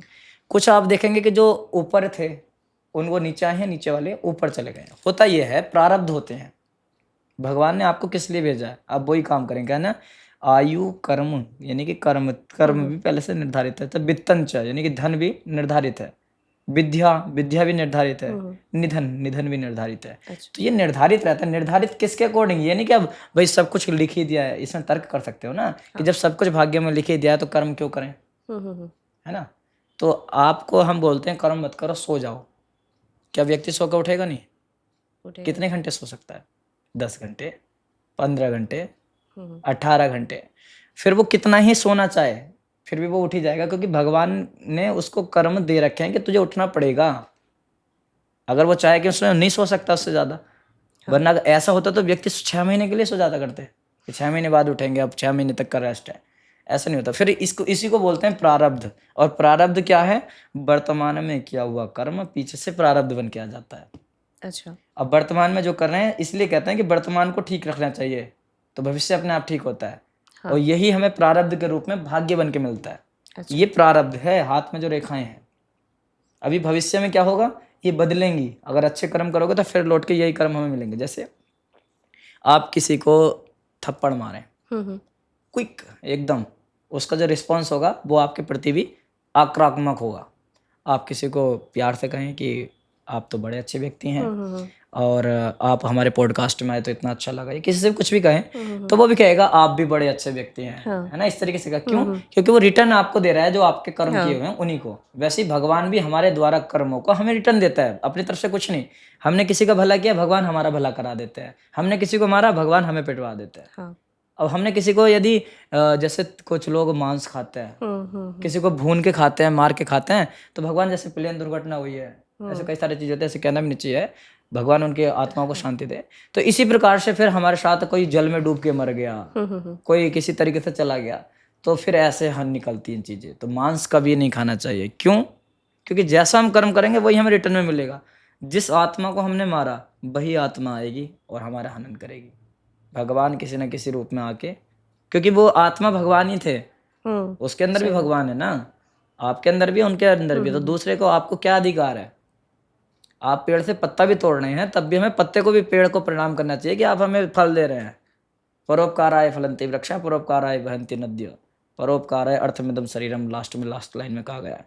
परोपकाराय दुहंती गाव, यानी गाय परोपकार के लिए दूध देती है। अपने गाय अपना दूध कभी खुद पीती है? नहीं। कभी भी वृक्ष अपने कुछ भी पत्ते खुद ग्रहण करते हैं? हमें सूखी फिर भी लोग काट देते हैं, है ना? हाँ। तो मेन चीज ये है, हमारे द्वारा करे हुए कर्म हमें प्रारब्ध के रूप में मिलते हैं। यही हमारी रेखाएं भी कहती हैं। ये रेखाएं बदलती हैं। जब बदलती हैं, जब हमारे गलत कर्म हो जाते हैं, तो भगवान कहते हैं अच्छा मैंने तुझे इतना अच्छा शरीर दिया, मैंने तुझे इतना अच्छा करने के लिए बिजनेस भी दिया, तूने इस बिजनेस से लूट ठगी ये सब काम करे, दुनिया भर की तूने वेबसाइटें बनाई, और ये जो ठगते नहीं है लोगों को, जो अमिताभ बच्चन भी बोलता है कि आप अपना जो मनी है वो बचा के रखें, सही बात है ना? तो जब लोग ऐसे कर्म करेंगे तो उन पर एक ही लाइन खींचनी है, राहु रेखा। राहु रेखा दिखाते हैं आपको, और राहु रेखा बवाल मचा देती है। अगर किसी के हाथ में आ जाए ना, अच्छा। तो फिर वो आदमी भटक ही जाता है। तो भगवान राहु रेखा, अगर दिमाग का एक ही पेच भगवान ने ढीला कर दिया, एक नस खराब कर दी, करोड़ों का मालिक है तो क्या करेगा? पागल हो गया तो क्या, किस चीज का पैसा? फिर उसको घर के रखने से भी हल्का आएंगे। तो इसलिए भगवान की शरण में रहना चाहिए हमेशा। देखो ये राहु रेखाएं होती हैं, ये आपके हाथ में भी होंगी, हमारे भी होंगी। तो ये समस्या रेखाएं हैं। अच्छा। ये जब भी आती हैं व्यक्ति को इतना पागल कर देती हैं कि वो अपनी कंडीशन से निकलना बड़ा मुश्किल हो जाता है उसे। अगर वो निकल गया तो और मजबूत होकर निकलता है फिर। अच्छा। ठीक है, अगर इनसे बाहर निकलेगा तो मजबूत होकर निकलेगा। यहीं से रेखा खड़ी ऊपर के लिए चली जाए तो ये उन्नति की रेखा होती हैं। ये अचानक उन्नति कराती हैं। तो किसी को व्यापार में तरक्की होगी या नहीं होगी, तो यहाँ बिजनेस लाइन होती है सीधी। अगर बुद्ध पर्वत पे कोई रेखा निकल के जाए जीवन रेखा से, भाग्य रेखा से, तो उसे बिजनेस करना चाहिए। 100% बिजनेस में लाभ मिलता है, और साथ में बुद्ध अच्छा होना चाहिए। नौकरी करनी है तो भाग्य रेखा स्पष्ट सीधी होनी चाहिए, और भाग्य रेखा में कोई क्रॉस वगैरह ना हो। नौकरी करेगा बहुत अच्छा फल मिलेगा। आजकल के दिन में ये भी दिखता है कि बहुत सारा लोग एंग्जाइटी, डिप्रेशन या कुछ ये सब चीज़ के प्रभावित है, या फिर कुछ गलत डिसीजंस ले रहे हैं। क्या ये सब चीज़ भी हम लोग पामिस्ट्री के थ्रू जान सकते हैं? बिल्कुल 100% जान सकते हैं। डिप्रेशन क्या है? एक भ्रम है। हम्म। क्योंकि जो होने वाली चीज़ है या तो उसको लेकर आप परेशान हैं, अभी तो हुई नहीं है, या फिर किसी ऐसी बात को आप होल्ड करके बैठे हुए हैं जो आपको बार बार खाया जा रही है अंदर अंदर। चिंता चिता समानास्ति बिंदु मात्र विशेषता। देखो चिता तो मृत्योपरांत व्यक्ति को जलाती है, लेकिन चिंता उसको अंदर अंदर जलाती रहती है। तो चिंता के लिए सबसे पहले राहु देखा जाता है, यहाँ बीच में राहु होता है। अच्छा। यदि राहु पर्वत इनबैलेंस हो जाए, ये राहु का ही क्षेत्र है, हम्म। इसमें कोई काला तिल बन जाए या क्रॉस बन जाए तो व्यक्ति का पैसा मर जाता है। तो अच्छा। पैसे को लेकर परेशान हो जाता है। कोई लव को लेकर परेशान हो सकता है कि हाँ कोई क्रॉस बन जाए तो लव को लेकर चिंतित हो सकता है। कोई नौकरी को लेकर चिंतित हो सकता है। उसकी चिंता का कारण अलग अलग होगा, हाँ। लेकिन यहाँ पर राहु रेखा जरूर आएगी। जब ये राहु रेखा आएगी व्यक्ति तभी सबसे ज्यादा डिप्रेशन में जाता है और तनाव में जाता है। अच्छा। ये राहु रेखाओं का प्रभाव होता है। राहु का उपाय करने से, चंद्रमा का उपाय करने से व्यक्ति को शांति मिलती है। इसीलिए चांदी पहनने के लिए बोलते हैं। अच्छा। हर चीज के अंदर तर्क होता है। हम लोग इसके पहले 9 ग्रह के बारे में बात किए हैं, तो उसके बारे में थोड़ा जानना चाहेंगे कि कोई व्यक्ति का, अब जैसे बोले कि राहु खराब होता है, चंद्रमा खराब होता है, तो ये सब चीज़ें हम लोग को देखने को मिलते हैं। तो किसी व्यक्ति का अगर मानिए सूर्य खराब है तो फिर उसके ऊपर क्या प्रभाव पड़ सकता है? सूर्य खराब है, आत्मा की जो शक्ति है, अपने अंदर का जो बल है वो क्षीण हो जाएगा। अच्छा। आत्मा का, क्योंकि एक तेज भी होता है ना शरीर के, जैसे आपके अंदर तेज है, अच्छा। आप दिख रहे हैं तो आपका जो तेज है वो अलग ही दिख रहा है। एक व्यक्ति बुझा बुझा सा रहता है, एकदम कॉन्फिडेंस लेवल भी लो रहता है, तो कहीं ना कहीं उसका सूर्य इनबैलेंस है। अच्छा। किसी के नेत्रों में कमी है तो उसका सूर्य इनबैलेंस है। हम्म। तो कभी कभी नेत्रों में, पिता से व्यक्ति की भी बनती नहीं है। हम्म। पिता कहेंगे पूर्व जाना है तो बच्चा पश्चिम जाता है, और ना उनके पिता उनकी मानते हैं ना बच्चा पिता की मानता है। पिता के साथ खराब संबंध रहते हैं, शक्ति नहीं रहती है, ऊर्जा नहीं रहती है, सम्मान नहीं रहता है, पॉलिटिक्स में व्यक्ति आगे नहीं जा सकता है, सुनार का काम करे तो सोने में आगे नहीं जा सकता है। अच्छा। तो व्यक्ति क्या होता है, जहाँ पर भी अग्नि तत्व की चीजें हैं वहां पर आगे नहीं जा सकता है, क्योंकि आग का गोला है सूर्य। अच्छा। हाँ जी। और ऐसे हम लोग डिस्कस किए हैं कि शुक्र लग्जरी को डिफाइन कर रहा है, कितना सुख मिलेगा, कितना मटेरियलिस्टिक चीज़ें मिलेगा, ये इसके ऊपर डिपेंड कर रहा है। तो किसी का अगर शुक्र खराब होगा तो ऑब्वियसली ये सब चीज़ें तो नहीं मिलेगी, तो उसका प्रतिकार क्या हो सकता है? देखिए, शुक्र की जब हम बात करते हैं तो शुक्र में आप सब चीज समझ गए हैं। जैसे कि अपना एक तो शादीशुदा जीवन शुक्र के अंदर आता है, लाइफ पार्टनर शुक्र के अंदर आता है, गाड़ी, घर और भूमि, भवन, भूमि नहीं आती, भवन आता है। अच्छा। कितना बढ़िया लग्जरी, हम्म। लग्जरी में गाड़ी भी आती है कि हाँ। कितनी लग्जरी गाड़ी होगी। लग्जरी में कोई बहुत सारी चीजें आती हैं। अच्छा।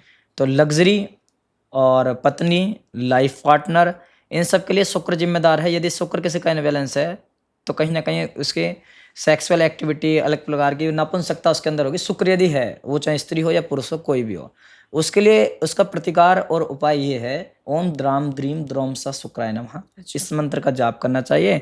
और यदि किसी उसको गुप्त समस्या है तो धातु पुष्ट इत्यादि चूर्ण होते हैं, आयुर्वेदिक उपाय करवा लेना चाहिए। अच्छा। ऐसा नहीं कि जो लगे रहते हैं पोस्टर, इनसे नहीं। वो जो राज वैद्य हो, यानी पुराना उसका वैद्य का काम हो, उससे आयुर्वेदिक औषधि लेनी चाहिए। जैसे हमारे दादा आयुर्वेदिक औषधि देते हैं, तो मैंने बहुतों का, हजारों का देखा है कि उनका जो रोग हैं वो ठीक हो जाते हैं। इस प्रकार के बहुत रोगी होते हैं जिनका शुक्र इनबैलेंस होता है।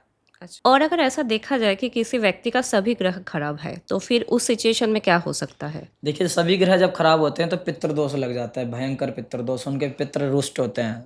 जैसे सूर्य और राहु हो गया, बृहस्पति हो गया, चंद्रमा, ये सब पीड़ित हो जाते हैं ना, ग्रहण लग जाता है, ग्रहण दोष हो जाता है, विष दोष हो जाता है। ये दोष होते हैं कुंडली के अकॉर्डिंग। वैसे वास्तु में उसका घर दक्षिण मुखी हो जाता है और ईशान कोण में वो कभी बाथरूम बना देते हैं, उल्टे उल्टे काम करते हैं, क्योंकि विनाश काले विपरीत बुद्धि। तो उनका जो काम है वो ऐसे ही होते चले जाते हैं, सभी उल्टे काम होते चले जाते हैं। आप कभी कभी देखते हैं जब बिगड़ते हैं तो सब काम बिगड़ते चले जाते हैं। वैसे ही होता है कि जब सब ग्रह खराब हो जाए तो क्या करें। जब चारों तरफ से कोई रास्ता ना मिले तो एक ही मार्ग खुलता है, वो है परमेश्वर भगवान शिव का मार्ग। अच्छा। वहां जाकर महामृत्युंजय का जप करो, भगवान शिव के प्रति ध्यान करो, और महामृत्युंजय का जप करने से 100% 9 ग्रह ठीक होते हैं। क्यों होते हैं?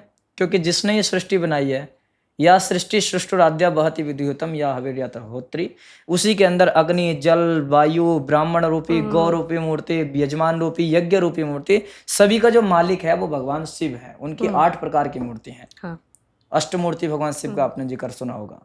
और अनंत कोटि ब्रह्मांड उनके रोमों के अंदर बसते हैं। तो ऐसा, ये तो एक ही ब्रह्मांड है, इसमें 9 ही ग्रह हैं, 27 नक्षत्र, 12 राशि हैं, और लोक होंगे नीचे 7 लोग, ऊपर 7 लोग, एक ब्रह्मांड।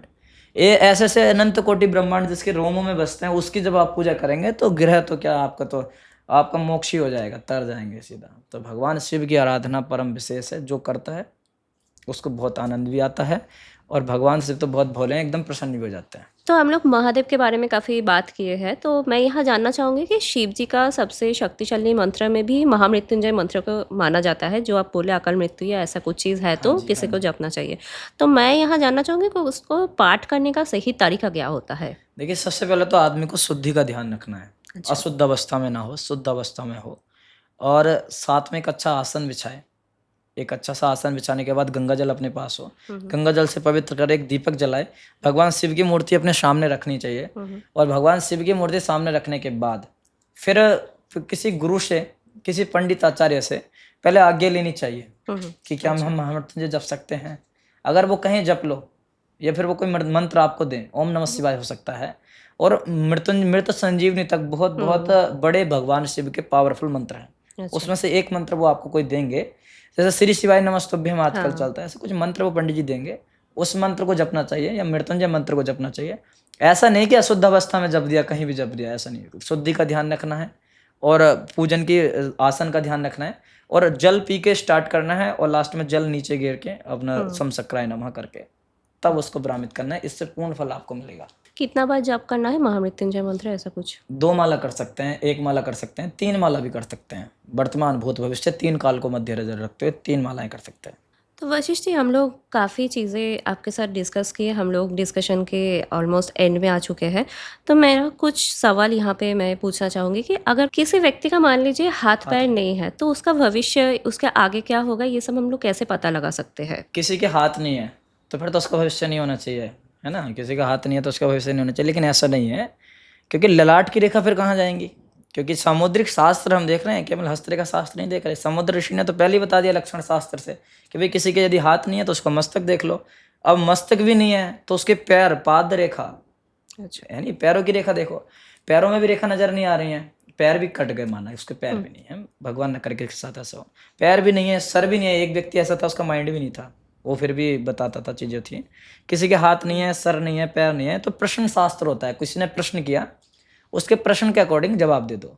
कुंडली होती है, उसकी कुंडली बना दो, अगर डेट ऑफ बर्थ, जन्म समय, जन्म स्थान है तो। कुंडली भी नहीं है, और यदि कोई व्यक्ति प्रश्न शास्त्र के बारे में नहीं जानता है, अष्टमंगल के बारे में नहीं जानता है, चीज़ों के बारे में नहीं जानता है, तो उसका घर का वास्तु देख लो, न्यूमरोलॉजी देख लो, वास्तु देखो। वास्तु में उसने वही गलती कर रखी होगी, उसी कोण को खराब किया होगा जो उस ग्रह से रिलेटेड होगा। जैसे ईशान खराब किया होगा, पूर्व खराब किया होगा, सूर्य खराब होगा, वायव्य खराब किया होगा, अग्नि खराब किया होगा, नैऋत्य खराब किया होगा, राहु खराब होगा 100%। नैऋत्य में उसने गलत चीजें कर रखी होंगी तो उसका राहु खराब हो जाएगा। रसोई वगैरह की जगह पर उसने टॉयलेट बना रखा होगा ईशान कोण में, तो उसके देवता रुष्ट हो जाएंगे, पितृ दोष वगैरह उसके ऊपर भयंकर रूप से हो जाएगा, और उसमें आपदा उस पर आएंगी, दिक्कतें आएंगी। तो वास्तु से पहचाना जा सकता है, और सब कुछ छोड़ा जाए, केवल उसकी बातों से पहचाना जा सकता है कि कौन सा ग्रह बैलेंस है। उसकी समस्या से बताया जा सकता है। कोई यदि आपसे कहे कि मुझे पैसा नहीं मिल रहा तो उसका बृहस्पति इनबैलेंस है। कोई कहे मुझे सम्मान नहीं मिल रहा, उसका 100% सूर्य इनबैलेंस है। कोई कहे मेरा बिजनेस नहीं चल रहा, 101% उसका जो अपना बुध है वो इनबैलेंस है। कहे मुझे प्रेम नहीं मिल रहा, पत्नी का प्रेम नहीं मिल रहा, स्त्रियां नहीं मिल रही, या फिर लग्जरी नहीं मिल रही, 100% तो उसका शुक्र खराब है। तो ये तो ज्योतिष बहुत बड़ा शास्त्र है, अपनी रेखा को आगे बढ़ाने की आवश्यकता है। इसमें बहुत लोग तर्क वितर्क कुतर्क करते रहते हैं।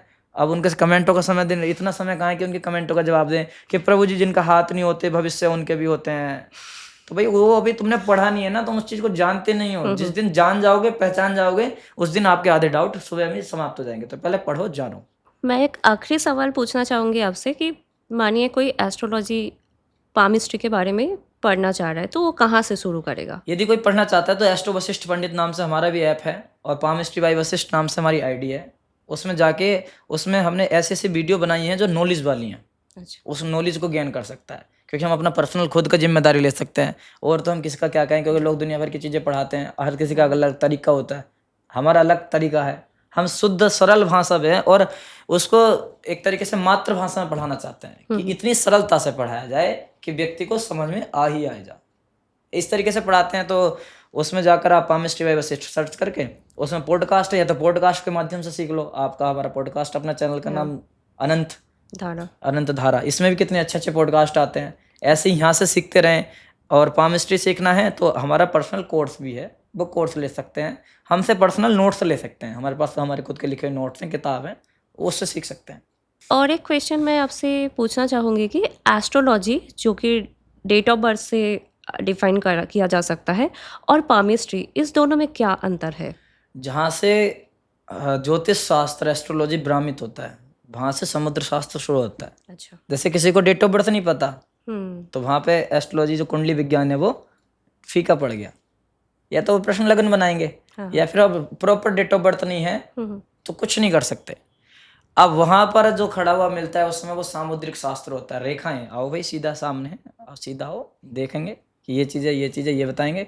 हाथ नहीं है, मस्तक देखेंगे, मस्तक देखेंगे, आंखें देखेंगे, नाकें देखेंगे, मुंह देखेंगे, और तिल देखेंगे, देखेंगे बाल कैसे हैं, रोम देखेंगे, नख देखेंगे, पैरों के नाखून देखेंगे, फट फट फट फट बताते चले जाएंगे तुम्हारा ये स्वभाव है, तुम्हारा ये है, ऐसे ऐसे, ये चीज़ है, ये चीज़ है। तो हस्तरेखा शास्त्र और सामुद्रिक शास्त्र एस्ट्रोलॉजी से ऊपर ही है। और तब जब ये शुरू होता है, मतलब जब एस्ट्रोलॉजी भ्रामित होता है जहाँ पर, वहाँ से सामुद्रिक शास्त्र शुरू होता है। मैं उसकी अवहेलना नहीं करता, मैं पर्सनल कुंडली भी देखता हूँ और इसका भी मैं जानकारी रखता हूँ। बट जहाँ तक हमें पता है कि जहाँ पर एस्ट्रोलॉजी भ्रामित होना शुरू हो जाता है, वहाँ से सामुद्रिक शास्त्र शुरू होता है। सामुद्रिक शास्त्र बेस्ट मानता हूँ। थैंक यू वशिष्ठ जी, आपसे बात करके बहुत अच्छा लगा। काफ़ी सारा चीज़ हम लोग को जानने को मिला आपसे। बिल्कुल बैनर्जी जी, ऐसे ही आप अच्छे अच्छे लोगों को बुलाते रहिए, ऐसे ही धर्म की तरफ आगे बढ़ते रहिए।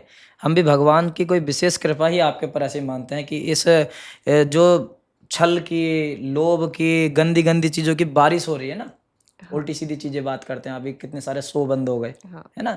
गलत गलत बातें करने से तो अच्छा बात करो, अपने धर्म की बात करो, सनातन की बात करो। लास्ट मोर्चा सनातन होना चाहिए। सही बात। सनातन शाश्वत था, शाश्वत है, शाश्वत रहेगा।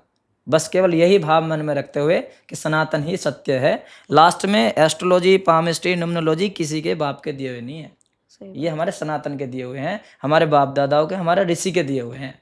ये किसी मुल्ले काजी के नहीं है कि कोई पाकिस्तान में बैठा हुआ वहां से दे रहा हो कि लो। लेकिन हमारे इस सनातन धर्म की चीजों को वे भी लोग यूज कर रहे हैं, है ना। हमने देखा कई सारे आपकी तरह महिलाएं भी जो मुसलमान हैं, जो मलेच्छ हैं, वे ज्योतिष केंद्र खोल के बैठी हुई हैं। कितनी आपको दिल्ली में दिखा देंगे, पाकिस्तान में कितने हैं जो अपने आप को पामिस्टर। भाई तुम कहाँ से लाए, कहाँ लिखा है तुम्हारा एस्ट्रोलॉजी? सही बात। तो मेन चीज ये है कि वो भी लोग इसको काम कर रहे हैं जिनका अधिकार नहीं है। तो अधिकार जिसका है, जिसके बाप दादा ने चीज दी है, उसको आगे बढ़ाना चाहिए। सही। बाकी वेलकम सबका है। आओ तो फिर हिंदू बन जाओ ना, जब आ रहे हो तो सीधा हिंदू बन जाओ। और हिंदू बन के thank you for watching the full podcast. अगर ये पॉडकास्ट आपके लाइफ में थोड़ा सा भी वैल्यू ऐड किया है तो आप प्लीज़ इस पॉडकास्ट को आपके दोस्तों के साथ शेयर कीजिए और हमें कमेंट करके बताइए और कौन कौन सा गेस्ट के साथ पॉडकास्ट आप हमारे चैनल में देखना चाहते हैं।